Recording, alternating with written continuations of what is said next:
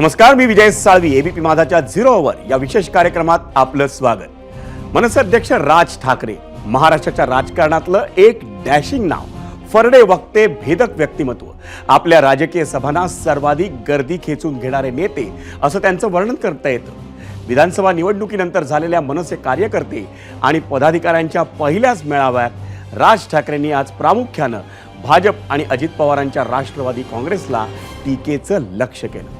राज ठाकरे यांच्या भाजप आणि राष्ट्रवादीमधल्या विरोधकांना आजच्या मेळाव्यातील त्यांचे आरोप पटलेले नाहीत. त्यामुळे त्यांच्यावर ऋतूप्रमाणे भूमिका बदलणारे, 1.5 महिन्यांनी शॉक बसला आणि राजकीय बदलाचं नरेटिव्ह सेट करण्याचा प्रयत्न, असे आरोप त्यांच्या विरोधकांकडून करण्यात आले. त्याचं कारण म्हणजे विधानसभा निवडणुकीच्या निकालानंतर तब्बल 68 दिवसांनी राज ठाकरेंनी त्या निकालावर घेतलेली शंका. या मुद्द्यावर राज ठाकरेंच्या विरोधकांचा दावा हा विरोधक म्हणून त्यांच्या जागी कदाचित योग्य असेलही, पण विधानसभा निवडणुकीच्या निकालाच्या दिवशी राज ठाकरेंची सोशल मीडियावरची पोस्ट पाहिली तर त्यांना हा निकाल पटलेला नाही हे त्या दिवशीही स्पष्ट झालं होतं. राज ठाकरेंनी 23 नोव्हेंबर 2024 रोजी केलेल्या पोस्टमध्ये म्हटलं होतं, अविश्वसनीय, तुर्तास एवढंच. त्यामुळे विधानसभा निवडणुकीच्या निकालानं राज ठाकरे यांच्या हृदयात पडलेल्या ठिणगीचा आज ना उद्या स्फोट होणार हे निश्चित होतं. त्यासाठी एवढ्या दिवसांचा काळ का लागला या विरोधकांच्या प्रश्नाला राज ठाकरेंच्या शब्दांमध्ये उत्तर होतं, विधानसभा निकालानंतर मी प्रतिक्रिया दिली, त्यानंतर मी बोललो नाही याचा अर्थ मी शांत होतो असं नाही, विचार चालू होता, आकलन सुरू होतं. राज ठाकरे म्हणाले की विधानसभा निवडणुकीचा निकाल लागल्यानंतर महाराष्ट्रभर सन्नाटा पसरला होता. लोकांनाच हा निकाल कळला नाही, पचला नाही.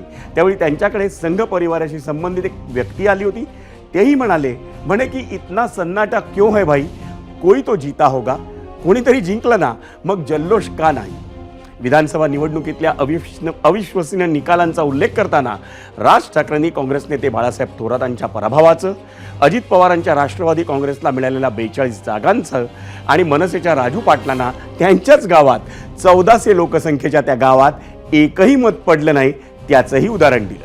राज ठाकरे आपल्या भाषणात एवढ्यावरच थांबले नाहीत, तर त्यांच्यावर होणाऱ्या सातत्यानं भूमिका बदलण्याचा आरोप फेटाळून लावताना त्यांनी भाजपनं आत्तापर्यंत कशा भूमिका बदलल्या आणि आपल्या तत्वांशी कशी तडजोड केली याची सविस्तर मांडणीही केली. हे सांगताना त्यांनी भाजपचा राजकीय इतिहासच मांडला. आणि हिंदुत्व या विषयावरती आजपर्यंत जे जनसंघाने ज्या गोष्टी केल्या, 80 साली ज्यावेळेला भारतीय जनता पक्ष म्हणून जेव्हा झाला, भारतीय जनता पार्टी म्हणून जेव्हा झाली, त्यावेळेला अटल बिहारी वाजपेयी त्याचे अध्यक्ष झाले आणि त्यांनी संपूर्णपणे पक्षाची भूमिका बदलली आणि गांधीवादी समाजवाद यापुढे आम्ही पाळू ही भूमिका घेतली. गांधीवादी समाजवाद. आता ह्याच दरम्यान 77ला निवडणूक झाली, 78ला परत एक निवडणूक झाली, त्याच्यामध्ये शरद पवारांचं पुलोद आलं. शरद पवार मुख्यमंत्री झाले. ते आहे ना, ते वसंतदादा पाटलांच्या पाठीत खंजीर खुपसून वगैरे ते सगळं प्रकरण. आणि ज्या वेळेला शरद पवारांनी ज्या वेळेला पुलोद स्थापन केली, त्यावेळेला हाच जनसंघ, त्यावेळेला भारतीय जनता पार्टी झालेली नव्हती, हा जनसंघ पुलोदमध्ये शरद पवारांबरोबर होता. 86ला पहिल्यांदा पार्ल्याची निवडणूक झाली आणि या देशातली पहिली निवडणूक जी हिंदुत्वावरती जिंकली गेली, ज्याच्यातनं अटल बिहारी वाजपेयींना बाजूला केलं आणि परत भारतीय जनता पार्टीने हिंदुत्वाचा नारा सुरू केला. त्यांच्या लक्षात आलं हिंदू म्हणून मतदान करायला लागला. शिवसेनेचा ज्यावेळेला जन्म झाला 1966 साली, त्याच्यानंतर पहिली जी निवडणूक लढवली ती प्रजा समाजवादी पक्षाबरोबर लढवली. त्या निवडणुकीनंतर मुस्लिम लीग बरोबर युती पण केली होती. त्याच्यानंतर 77-75ला काँग्रेसला पाठिंबाही दिला होता. 80 साली युती पण केली होती नंतर भारतीय जनता पक्षाबरोबर. त्या वेळेची जी काय परिस्थिती असेल त्याप्रमाणे विरोधी पक्ष कोण निर्णय घेत असतात, यांनी घेतले असेल, त्या वेळेला परिस्थिती बदलली असेल. पण त्यांची ती बदललेली परिस्थिती, बस हे ह्यांचं बरं आहे, ह्यांनी केलं की प्रेम, आम्ही केला की बलात्कार.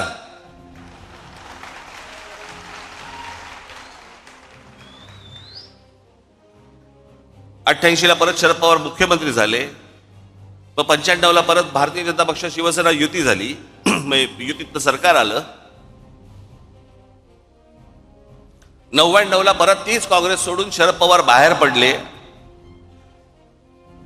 आणि 99चे रिझल्ट लागल्यावरती 2 महिन्या एक दीड महिन्यामध्ये शरद पवार त्यांची काय राष्ट्रवादी काँग्रेस आणि काँग्रेस परत युती झाली. ज्या काँग्रेसला शिव्या घालून ते बाहेर पडले होते त्यांच्याच बरोबर महिन्या दीड महिन्यात युती झाली. हे मी तुम्हाला का सांगतोय? या सगळ्यांनी आपापसात प्रत्येकाच्या स्वार्थासाठी सगळ्यांनी आपापल्या भूमिका बदलल्या. इथे मी कोणत्या स्वार्थासाठी भूमिका बदलली हो?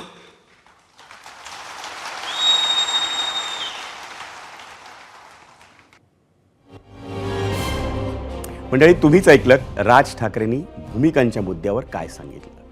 राज ठाकरेंच्या राजकीय कारकिर्दीत सर्वात मोठा आरोप जो होत राहिलाय तो होता त्यांच्या भूमिकांवरचा, आणि तोच नरेटिव्ह म्हणा किंवा आरोप म्हणा त्याचा मनसेला राजकीयदृष्ट्या फटका बसलाय, हेही कोणी नाकारू शकणार नाही. म्हणूनच की काय, नव्या वाटचाली आधी राज ठाकरेंनी सर्वात महत्त्वाच्या मुद्द्याला हात घातलाय.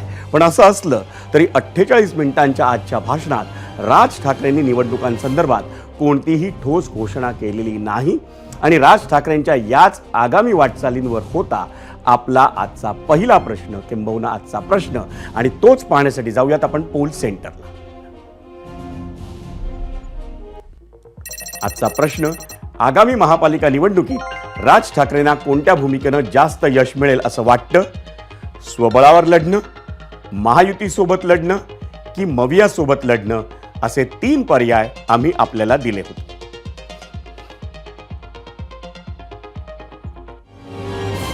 मंडळी, राज ठाकरे यांनी आपल्या आजच्या भाषणात महाराष्ट्र नवनिर्माण सेनेत पुढच्या काही महिन्यांमध्ये होणाऱ्या बदलांचेही संकेत दिले.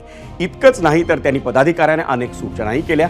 हे बोलत असतानाच भारताच्या इतिहासात काही प्रमुख राजकीय पक्षांनीही बदललेल्या भूमिकांचा पाढाही त्यांनी वाचला.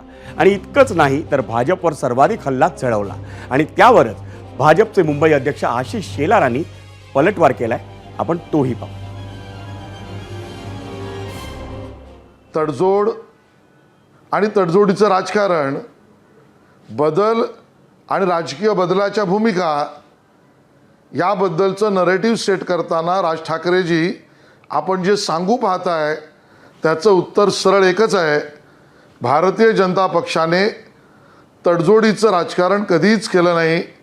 प्रथम राष्ट्र आणि राष्ट्रवादी विचाराच्या आधारावर राष्ट्रनिर्माण या आधारावरच राजकारण, कधीच आम्ही तडजोड केलं नाही. राम मंदिर बांधताना तडजोड नाही. 370 कलम 35(1) काढताना एक देश एक निशान एक प्रधान हीच भूमिका आम्ही मांडली. आणि म्हणूनच राज ठाकरेजी भारतीय जनता पार्टी आणि मोदीजींना मिळणारा समर्थन आणि मतदान कालानुरूप वाढते आहे. कारण तत्वाशी, राष्ट्रविचारांशी कधीच तडजोड केली नाही. प्रवासात जे घडले ते राष्ट्रहितासाठी याच भूमिका घेऊन आम्ही चाललो. यात काही शिकण्यासारखं असेल तर जरूर आपण बघा हा मैत्रीपूर्ण सल्ला. आणि आता राज ठाकरेंना आशिष शेलारांनी काय उत्तर दिलं तेही तुम्ही ऐकलं. पण त्यामुळं भाजप विरुद्ध मनसे असा राजकीय सामना पुढच्या काळात दिसणार की अजून काही, हे मात्र लवकरच कळणार आहे. एक भूमिका आज राज ठाकरेंनी स्पष्ट केली. त्याचं स्वागत काँग्रेसचे ज्येष्ठ नेते बाळासाहेब थोरात यांनी केले. त्याचं झालं असं की विधानसभा निवडणुकीच्या निकालात आपल्याला अपेक्षित मतं मिळाली, पण ती आपल्यापर्यंत पोहोचली नाहीत असं म्हणून राज ठाकरेंनी नाव न घेता ईव्हीएमवर शंका उपस्थित केली. त्यासाठी त्यांनी अनेक उदाहरणं देऊन असतानाच संगमनेरचे माजी आमदार आणि काँग्रेसचे ज्येष्ठ नेते बाळासाहेब थोरात यांच्या मतदारसंघाचा निकाल सांगितला. 7 वेळा आमदार म्हणून निवडून आलेल्या बाळासाहेब थोरातांचाही पराभव होतो, हे किती अनाकलनीय आहे असं म्हणून राज ठाकरेंनी अजित पवारांच्या पक्षाला मिळालेल्या 40पेक्षा जास्त जागांवरही संशय व्यक्त केला. तुम्हीच पहा ते काय म्हणाले. भारतीय जनता पक्षाला 132 काय जागा मिळाल्या वगैरे वगैरे, ठीक आहे, आपण समजू शकतो. चला 132. अजित पवार 42, 4-5 जागा येतील की नाही असं सगळ्यांना वाटत असताना अजित पवार 42, कोणाचा तरी विश्वास बसेल का याच्यावरती? आणि जे इतकी वर्ष या महाराष्ट्रामध्ये राजकारण करत आले, ज्यांच्या जीवावरती हे अजित पवार, भुजबळ बिजबळ सगळेजण मोठे झाले, त्या शरद पवारांना 10 जागा मिळतात. 4 महिन्यापूर्वी लोकसभा झाली. त्या लोकसभेला सर्वात जास्ती ज्यांचे कोणाचे खासदार निवडून आले असतील तर ते काँग्रेसचे निवडून आले. त्यांचे 13 खासदार निवडून आले काँग्रेसचे. बरोबर बोलतोय? त्यांचे 15 आमदार येतात. शरद पवार साहेबांचे 8 खासदार निवडून आले. 8 खासदार. त्यांचे 10 आमदार येतात. आणि लोकसभेला ज्या अजित पवारांचा 1 खासदार निवडून आलाय तिथे 42 आमदार येतात. 4 महिन्यात फरक पडला लोकांच्या मनात. मी तुम्हाला आज काय सांगायला आलोय, या मतदानावरती जाऊ नका. लोकांनी आपल्याला मतदान केलेलं आहे, फक्त ते आपल्यापर्यंत आलेलं नाहीये.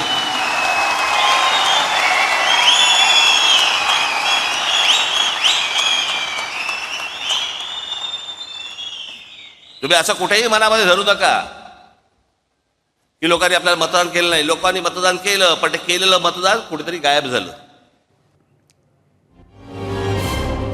आणि विधानसभा निवडणुकीच्या निकालावर शंका उपस्थित करून झाल्यानंतर राज ठाकरेंनी आणखी एका अत्यंत महत्त्वाच्या मुद्द्यावर आज पहिल्यांदाच आपलं मत मांडलं.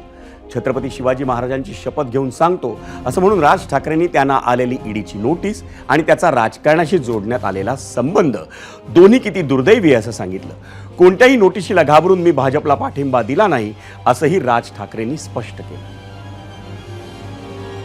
ते समोर महाराजांचा पुतळा आहे, त्याच्या समोर मी जे सांगीन ते शपथपूर्वक सांगीन.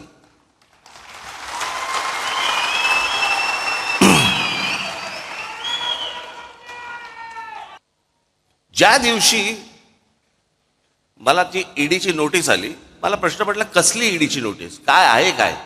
मग आम्ही जेव्हा बघितलं त्यात विषय होता कोहिनूरचा. म्हटलं आपला काय संबंध याच्याशी आता. मग मला तिकडे बोलवते माणसं मलाशी काय बोलवते हेच मला समजेना. मला ज्या वेळेला ती गोष्ट आली त्यावेळेला मी ज्यावेळेला इन्क्वायरी केली, आमच्या सीएला बोलवलं. म्हटलं काय नेमकं काय झालं सांग मला. तो बोलला तुमच्यातला एक जो पार्टनर आहे, तुम्ही जो टॅक्स भरलात त्या कंपनीत, त्या पार्टनरने तो टॅक्स इन्कम टॅक्सला भरलाच नाही, तो ते पैसे तुमचे बाहेरच्या बाहेर वापरले. म्हटलं मग आता काय करायचं. म्हणजे आता परत टॅक्स भरायला लागेल. आम्ही परत टॅक्स भरून टाकला. जेवढा होता तेवढा परत प्रत्येकाने आपापला टॅक्स परत भरून टाकला. कोण जाईल झंझटीत. विषय संपला.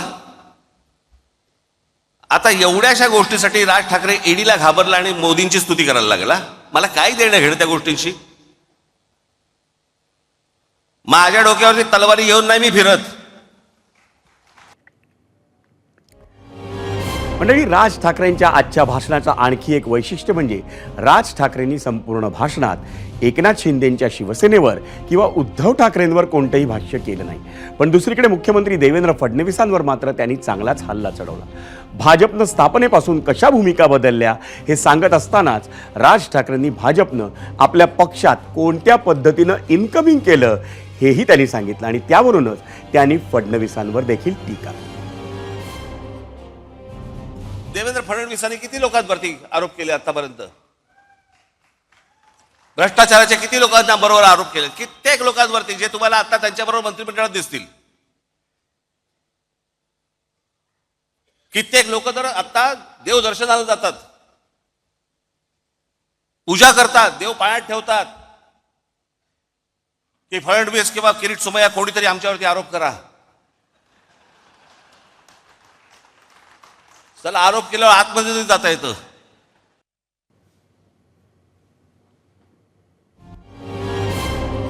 पुन्हा एकदा जर राज ठाकरेंच्या भाषणाकडे पाहायचं तर त्यांनी आजच्या भाषणात आपल्या पदाधिकाऱ्यांना नवी उमेद, नव्यानं लढण्याचा उत्साह देण्याचा पुरेपूर प्रयत्न केला. मधल्या काळात राज ठाकरे आणि इतर पक्षांमधील नेत्यांच्या भेटीगाठी वाढल्या होत्या, त्यावरूनच त्यांच्या भूमिका बदलतायत अशीही टीका झाली होती. आता त्यावर भेटीगाठींवरच्या टीकेलाही राज ठाकरेंनी अगदी त्यांच्या स्टाईलनं उत्तर दिलं. आणि मंडळी, ते इतक्यावरच थांबले नाहीत तर त्यांनी पदाधिकाऱ्यांसह महाराष्ट्रातील मनसैनिकांना एक मोठा शब्दही दिलाय. आपण तेही पाहूया. अनेक लोकांना हे असतं राजसाहेबांनी भारतीय जनता पक्षाच्या किंवा कोणाला नेत्यांना भेटलं नाही पाहिजे. समोरचा बोलला चहा प्यायला येतो तर काय सांगू, घरीच पी. एकदा चंद्रकांत पाटील माझ्याकडे आले, त्याच वेळेला ते जेव्हा मला नाशिकला बोलले त्यावेळेला मुंबईत आलो की घरी भेटायला येतो. हे मला अजूनपर्यंत कळलेलं नाही. ते माझ्याशी चर्चा करून काय चहा बी खाणं पिणं सगळं झाल्यावरती बाहेर पडले. पाटील साहेब, 1 तासभर तुम्ही आतमध्ये होतात, काय चर्चा झाली? मला ह्याचा अर्थ नाही कळला. म्हणजे मला त्यांनी कडेवर घेतला होता का काय, ह्याचा अर्थ काय होता हेच मला अजूनपर्यंत कळलं नाही. हे म्हणजे काय?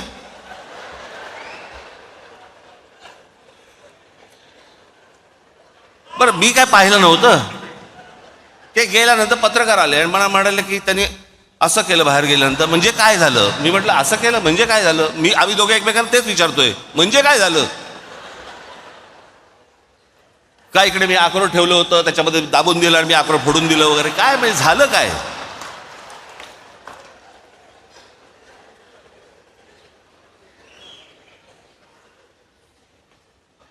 एक गोष्ट तुम्ही लक्षात ठेवा, हे कोण भेटायला आले बिले वगैरे वगैरे, पक्षाची भूमिका आणि तुमचं प्रेम यांच्यासमोर लाचार ठेवणार नाही.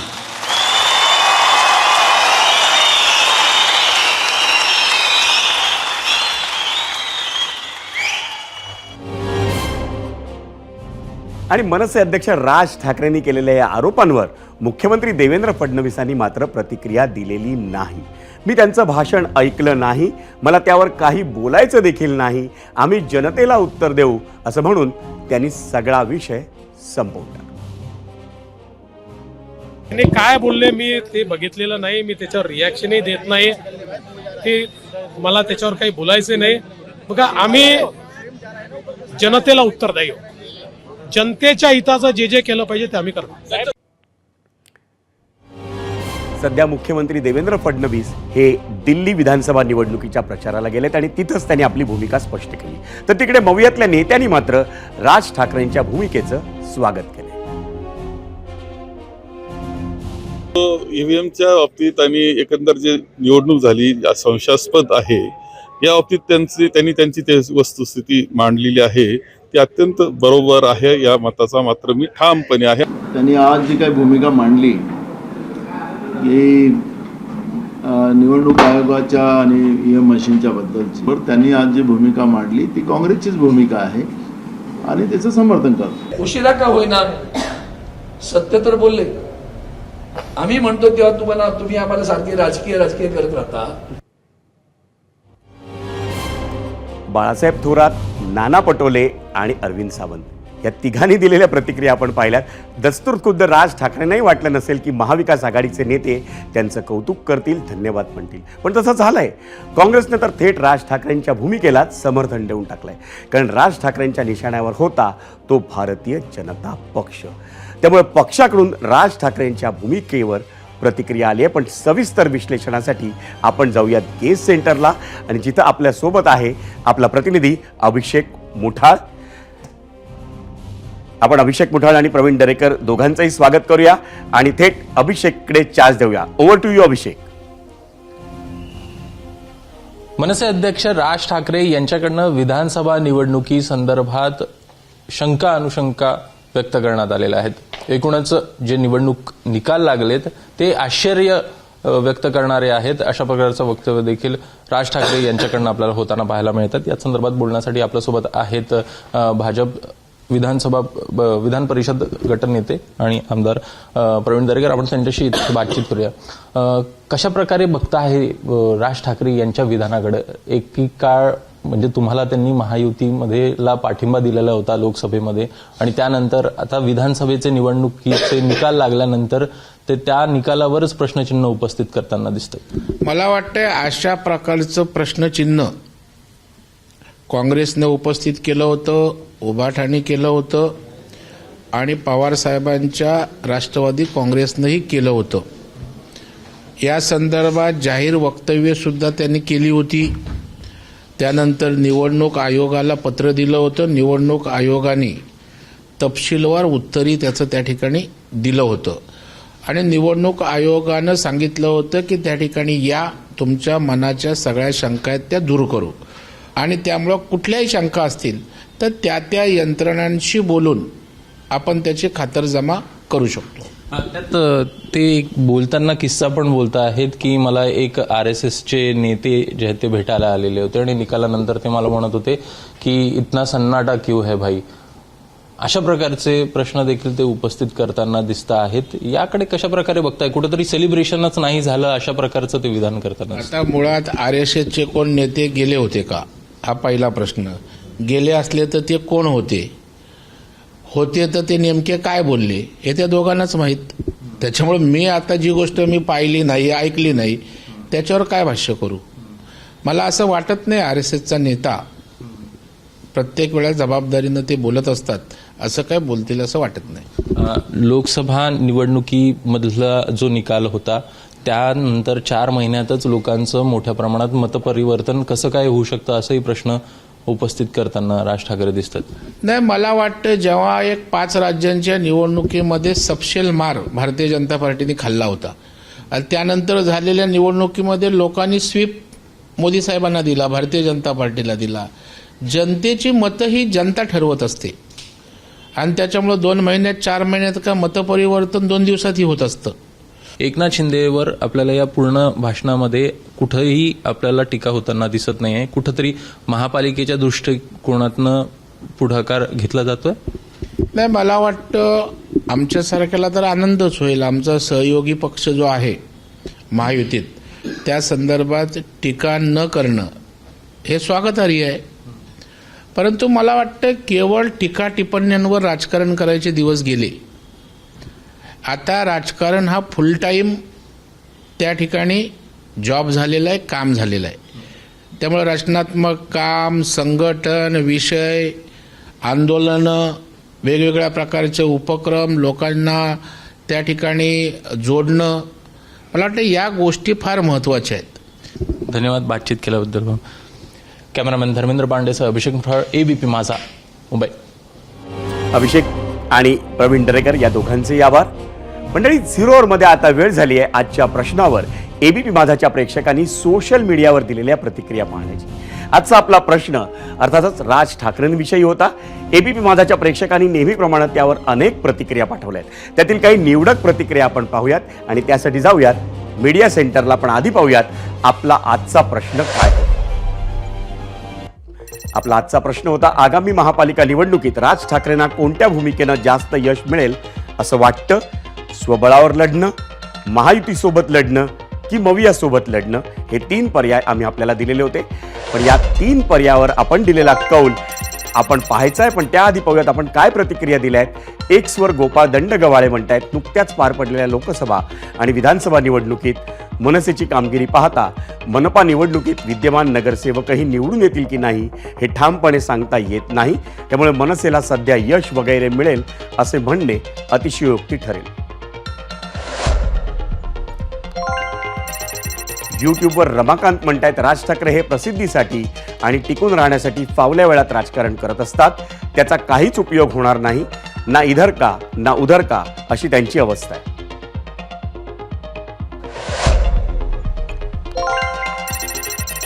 यूट्यूबवर सोमनाथ थोरात म्हणतायत, काहीही करा आपण काय सत्तेत येत नाही. यूट्यूबवरच आदित्य काळे म्हणतायत, निवृत्ती घ्या आता साहेब. फेसबुकवर उल्हास राऊत म्हणतायत, राज ठाकरे साहेबांना नाशिकच्या मराठी जनतेनं 3 आमदार आणि 40 नगरसेवक फक्त परप्रांतीय लोक या मुद्द्यावर निवडून दिले होते. त्यांनी तो मुद्दा सोडल्यापासून त्यांचा आमदारच काय, साधा नगरसेवकही निवडून आला नाही. फेसबुकवरच राजेश कावाडे म्हणतायत, दोन्ही ठाकरे एक होणं यातच महाराष्ट्राचं हित आहे.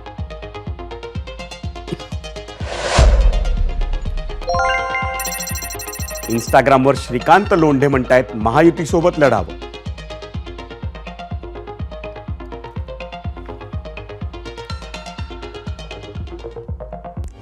आणि मंडळी, आता वेळ झाली आजच्या प्रश्नावर ABP माझाच्या प्रेक्षकांनी दिलेला कौल पाहण्याची आणि त्यासाठी जाऊयात पोल सेंटर.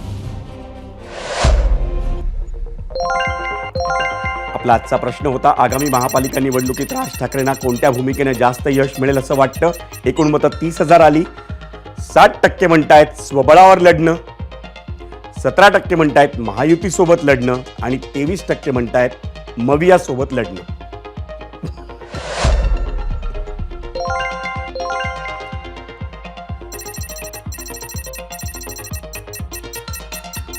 एक्स वरचा कौल आपण पाहतोय.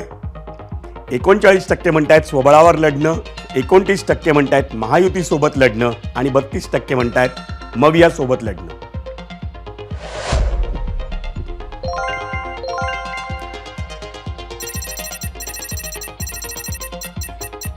इंस्टाग्रामवरचा कौल आपण पाहतोय. 59% म्हणतायत स्वबळावर लढणं, 27% म्हणतायत महायुतीसोबत लढणं आणि 14% म्हणतायत मविया सोबत लढणं.